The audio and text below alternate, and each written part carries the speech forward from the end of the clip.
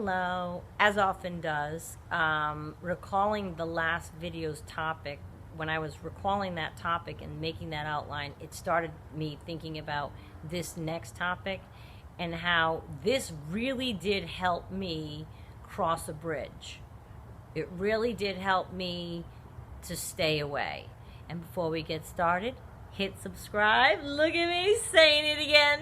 And hit like. And that helps us. Thank you so much if you do so. And thank you for watching.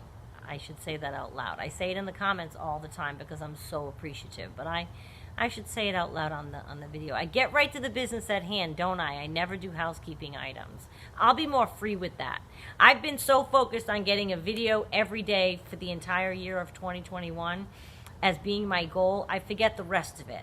But going forward, I want to learn thumbnails. I want to learn different things so that, and in doing that, that's where I really am thinking I might do Monday through Friday. Because there's a lot to learn that I don't stop and do because every day I'm posting and commenting and doing all that. I should really get into it that you can do thumbnails, you can do all kinds of things. So anyway, thank you and please hit subscribe. I digressed, didn't I? This really, in talking about the whole creating my space and having a peaceful environment, it was very much a huge motivation for me not to become and stay and regain an involvement with that person. I didn't want that chaos in my life. And when he would come here and stop in here and whatever, I say, you know, you wrecked the chi here. I feel it. You're wrecking it. I made him leave one night. Get out. You're wrecking my chi. Get out. Yeah. And that was one of the times he was hoovering and one of the monthly things that he did for over a year. And, you know, but I said, no, you need to leave. I didn't want that chaos back in my life. And, you know, that reason alone and with nothing else was enough to make me stay away. It really helped me in moving forward. And I'm going to explain what I mean. You got to remember the narcissist wants the chaos, right? We know that. They want it. They want the mess. They love it. They need it. They seek it out. I refused to allow my peace to be gravely disrupted by their mess any longer. His mess in my case, you insert your pronoun here. Refused. I said no more, and I took back the reins. And I once thought of it as, I had this fleeting thought once, I think I even mentioned it in a video, I thought of it as him having an orchestra, you know, and the bench warmer, benches, that's the same kind of concept, but I thought of the orchestra because I wouldn't allow myself to remain in their orchestra. We know they've got others, especially if they've been apart from you. And I just started to think of it as, I am no second string. I'm a first year violin. I'm a soloist type girl. I know my worth is that which deserves to be first with a person. Know your worth. Everyone deserves to be first. I mean, unless you're in a successful, consensual, polyamorous situation, then you're all first, I guess, right? That's how I imagine them going down. But unless you're in that, you deserve to be first. No second chair for me. Sorry. Nope. No. I don't want to be part of this chaos anymore. And you know, unless you're in that kind of, you know, polyamorous situation, and it is a one-on-one, the one-on-one that they're presenting to you, they really should live a polyamorous lifestyle. I once said that to him. I said, why don't you just have open relationships? Never really could get a straight answer once again. The answer was, well, I wouldn't want to share you with anybody. They turned it into a love bomb. They're watching out for others when they're with you. And now they're reaching out to you when they've now been with the others that they were watching out to find when they were with you. They're now with those people that they wronged you with, and they're reaching out to you. Just like they were reaching out to them when they were with you. They're reaching out to you. This is their chaotic mess that they have to have that makes them thrive. Now they're reaching out to you when they're with them. You just assume you move on with the person. They can't just move on with the person. They got to create the mess. Thanks. Oh, thanks. Yup. So now you're going to contact me. You can't just move on like any other normal person. No, because they're not normal. You know, I feel like when they're reaching out to others when they're with us, and now they're reaching out to us when they're with others, I'm not others. I'm not others. I'm not part of the orchestra. I don't deserve to be on a bench. I'm first, only and always. And that's it. Very simple request. I can make somebody first. I expect to be entangled with someone someday that also makes me first. And when I say first, obviously, children are first. You know what I'm saying. But in the grand scheme of life, other partners don't exist. I'm the person. So with the Hoover, okay, they're inviting you, okay, back into their chaos is what they're doing with the Hoover.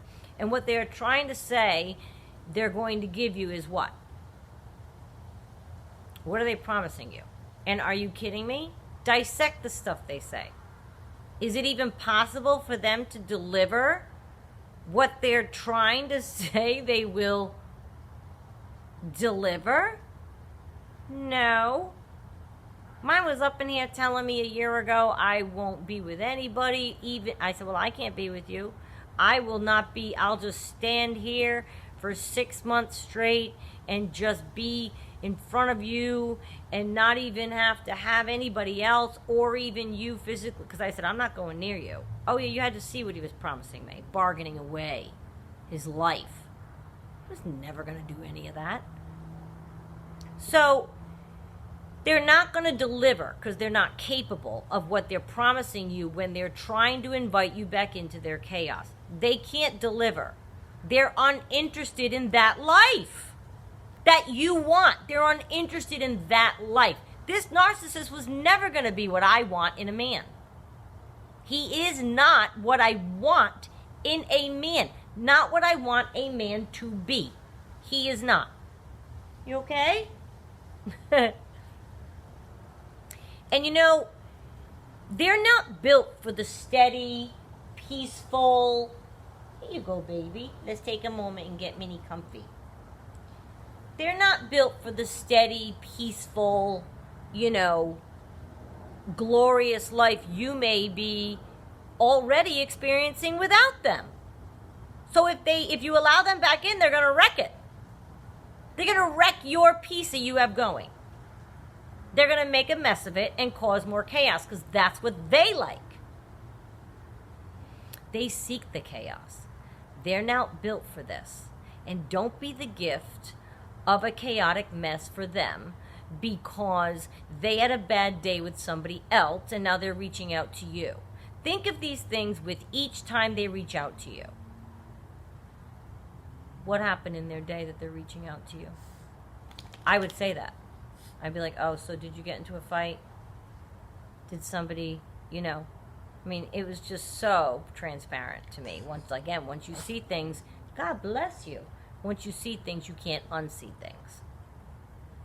And when I say don't be the gift of the chaotic mess for them, it's because I don't want you to be the person to answer the phone. We know they're not just... They're not just contacting us. We know that. We do know that. I'm laughing because I can see her out of the corner of my eye. I don't want to be the person that bites, the person that answers the phone. Let some other person do that. And I hope nobody else does either. That's why I'm making this channel. I want everyone to know this, and nobody answers the narcissist. That would be a good day. For me, that would be a great day. If nobody answered the narcissist, and they got nobody to go back into their chaotic mess, and they were just sitting there having to play all alone in the sandbox. Because everyone catches on to narcissism, and their audience drops. I would love that. I'm doing my part. But no way I was going to be a sounding board for him anymore. That's a chaos. A second chair violin. Remember your gifts, your value, how good you are. They don't want any of it. They're after control. They're after drama. They're after drudging things up. Creating the drama. They're just in the mood. Mine hoovered me for over a year, and sometimes I failed, and eventually I succeeded, obviously. But I'm here to tell you, succeeding, meaning not answering, feels better. It just does. Nothing good ever came from any time I ever answered him or called him back. Nothing good ever came from it. Nothing. Ever. Ever. Ever. It always led to more disaster. Always. And more pain and more triangulation. Because, of course, now they've got plenty of material since they've been out there in the world. They've not just been sitting alone, dialing your number on a loop. They're not here. Haven't been here. So where have they been? They've been somewhere. Where? Why? If they feel all of these ways, then why aren't they behaving in ways that would line up with the messages inherent in the Hoover? Words and actions, again, they're not lining up. So you're saying all of these things, and yet you're behaving still all of this way. So you just want to invite me back into your chaotic mess so that you have control over me for when you want to play. No. If they felt these ways that they're saying, then why are they behaving in the bad ways still? I'm sorry. It's a question that has to be answered and reconciled to go forward. And I couldn't. Never. No. You are behaving opposite what you're saying. I cannot be with someone that behaves opposite of what they're saying. Call me crazy. Call me wackadoo. No. And I know it can get very dramatic with the messages and the... Sit down, sweetie. It's okay. She must hear thunder. I know it can get very dramatic and intense, and it can feel impossible, and they're leaving you all of these deep messages. They're saying everything that you've wanted to hear. Please fight it off and recall your worth. Recall your worth.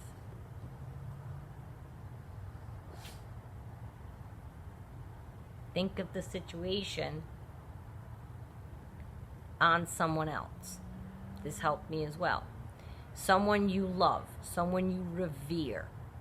I have a daughter in her 20s. You might have a parent in their 40s or a parent in their 80s who's out there dating. Who knows? Whatever. A cousin, a friend, whatever. Think of someone you revere. Would you expect or advise or want them to respond affirmatively to the narcissist? My guess? God bless you. My guess is a big fat no. Big fat no.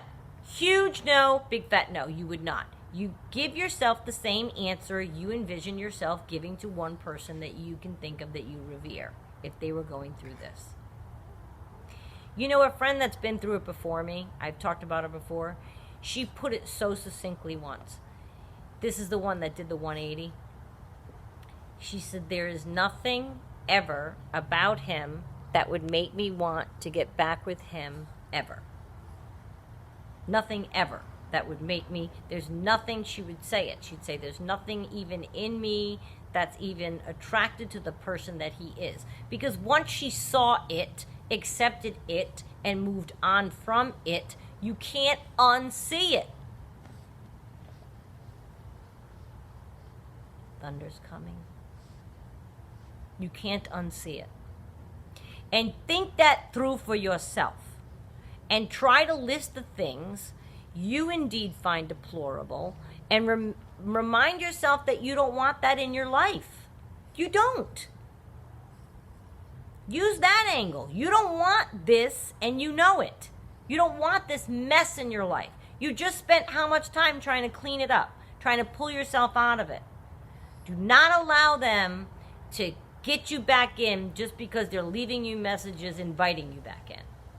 Please, please be careful that they're trying to drag you back into the mess, and just work on yourself. I hope this helps.